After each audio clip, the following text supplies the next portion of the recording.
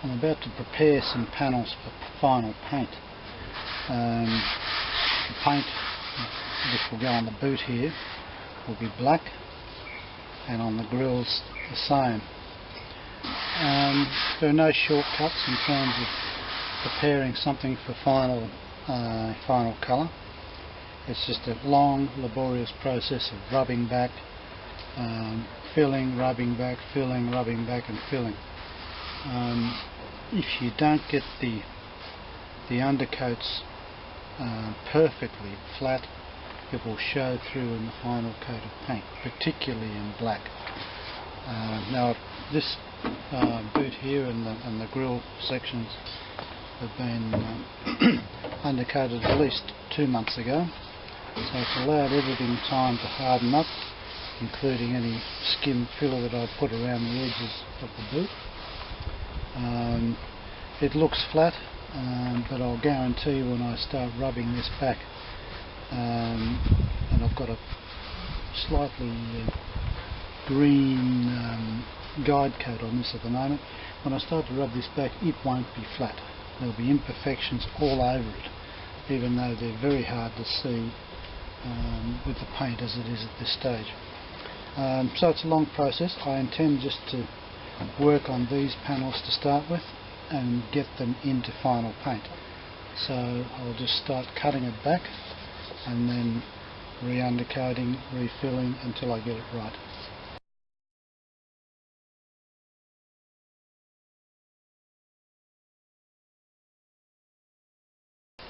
The grill centres have taken a very long time to prepare for paint. To rub down each side of this grill takes 1 hour, and at this stage each side, in terms of rubbing down in between undercoats and filling coats, have taken 6 hours a side. So it's 12 hours to do the centre of the grill just to prepare it for spraying of black paint. Took an hour to spray the paint, to get it in all and around the different parts of the grill, and it's still not finished. You might be able to see this. This is the paint off the gun, and I've started to flat the paint out, and I've found some imperfections as I've been flattening the paint, so I've decided to go back to 600 and make sure the imperfections are taken out of the strips of the grill, mainly the faces of the grill, and then I'll respray it. I tended to get a little bit of orange peel off the gun. I think my gun is causing a few problems, and I've actually buying a new gun, a better quality gun, so I'm hoping that the finish will be better. But even so, when you paint, you still have to, certainly with acrylic, you still have to flatten the paint surface out. So even though it might appear glossy, you flatten it out so it's completely flat like that is there, and then you gradually buff that up, and it'll come up as a beautiful flat finish. So there won't be any orange peel at all. So there's still to rub this back, or to flatten this back, it's actually taking longer than just normal rubbing, because of what I'm making sure is that there are no imperfections left in the paint. So it'll probably take about another hour and a half for each side to flatten the paint out. So all in all, to finish this centre grill, it's already taken 12-13 hours, probably 16 hours, more than that, probably about almost 20 hours will be put into actually finalising the paint surface for this the centre of the grill.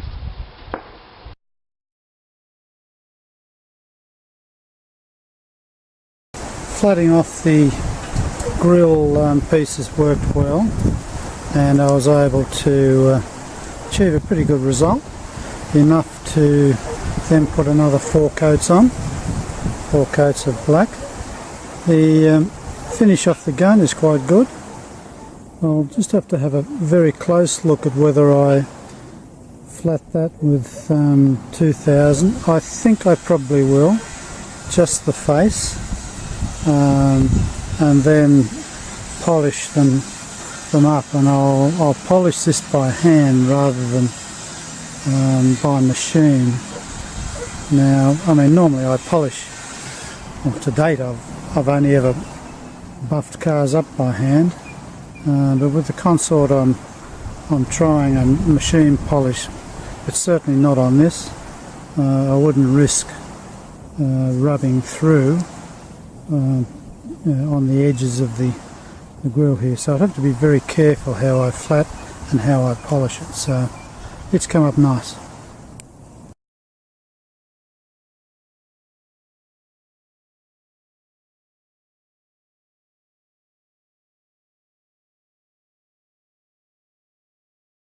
Now, I'd sprayed this panel with some high build spray putty with the purpose of getting some of these imperfections out of the panel.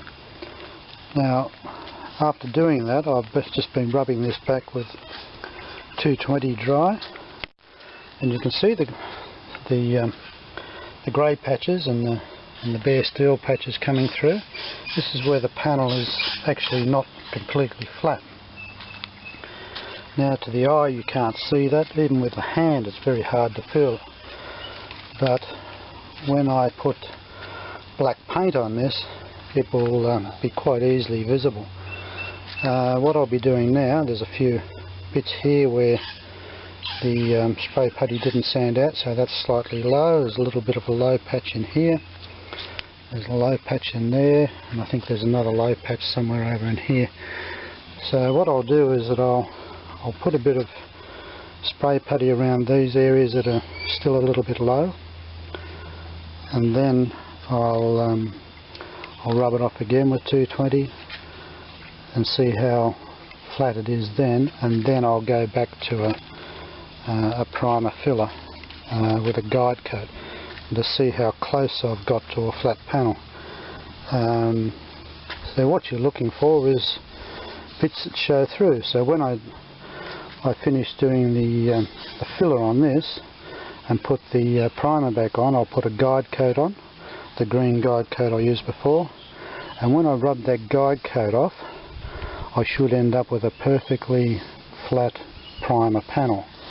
If I see any little bits of green still left when I've blocked it off, that means I've still got low spots. So I'll just keep going. As I said, it's a very slow process, but at the end it's the result you want. Many hours are used to prepare the panels, not that much time to actually put the colour on. So if you're after a good job, you just got to spend the time.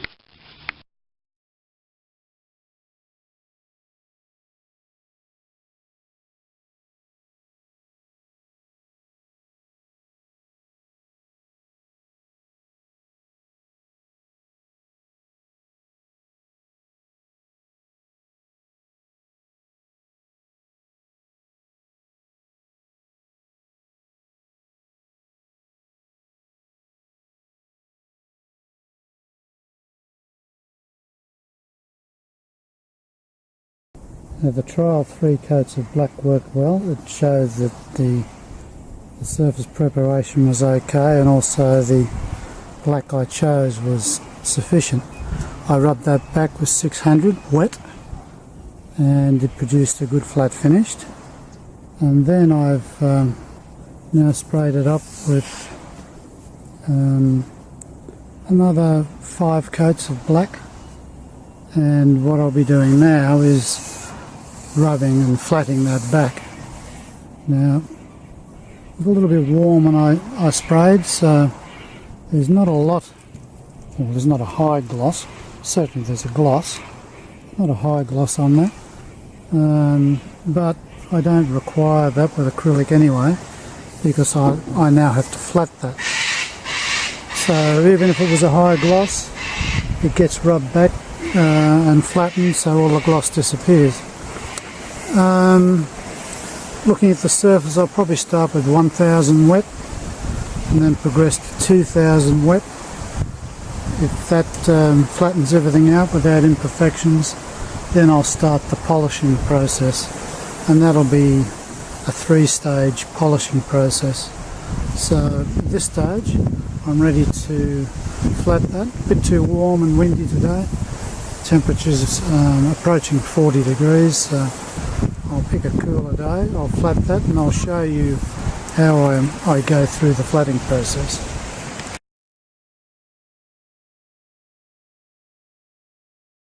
It's taken a little over an hour to flatten the surface. It's managed to get all of the imperfections out. Now there may be some minor ones left which I can't see in this light, so tomorrow I'll take it out in the sunlight and just make sure that I've got everything. It's not finished, of course. I've got to now do the same process again with 2000. So what I'm doing there is actually taking all these scratches from the 1000 out.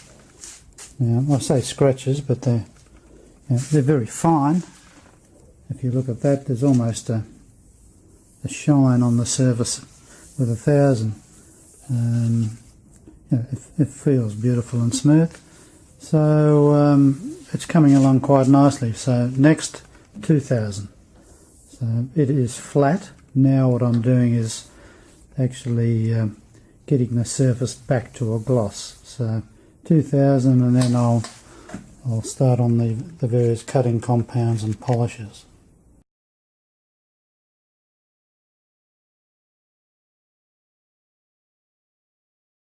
I'm about to buff the boot lid. The edges I've hand buffed, but I intend to use a dual action polisher for the first time on any car I've ever buffed before. I normally buff the car completely by hand. I'm also using different polishing products or buffing products. It's a Manzana product I've started with, and I'll continue using the rest of the buffing set. This is a heavy cut, but it's a progressive heavy cut. Starts off with coarse, and as you continue to buff it gets finer and finer. The finish off the heavy cut is actually better than I've ever been able to achieve, basically in terms of the final polish on any other car. Having said that, this is to be followed by a fine cut, a polish, and then a sealant. So I'm interested to see how this finally ends up. As I say, it's like a mirror at the moment. Anyway, I'll just use the machine and completely buff this with a heavy cut and see how this turns out.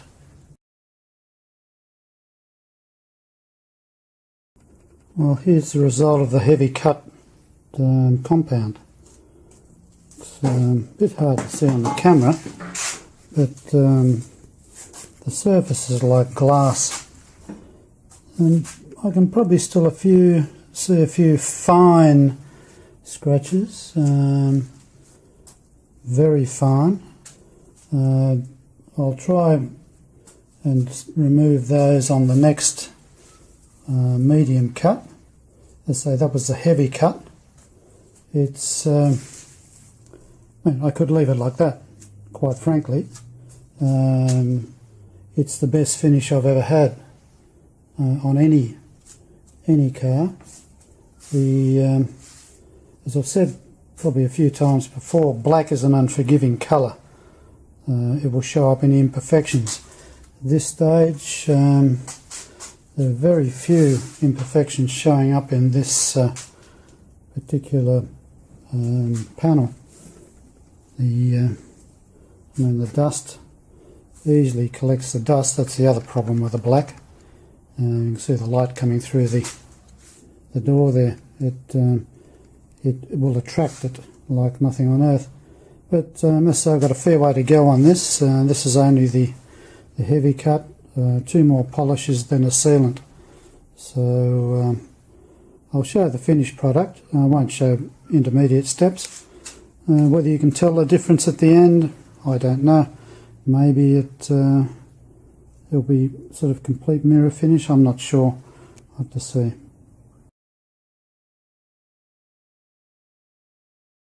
This is the finished boot lid.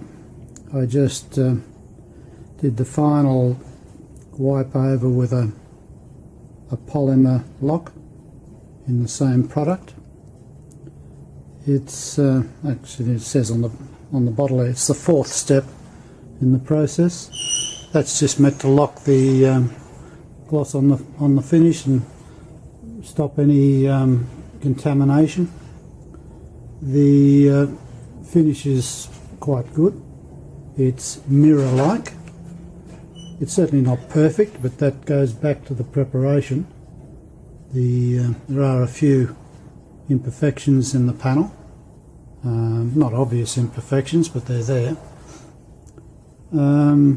Black, not a good colour to spray. It shows up any imperfections. Very, very unforgiving. But when you get it right, it's a beautiful, beautiful colour to spray. This panel has been flattened. I doubt very much Daimler produced a panel this flat. Certainly not in 1949.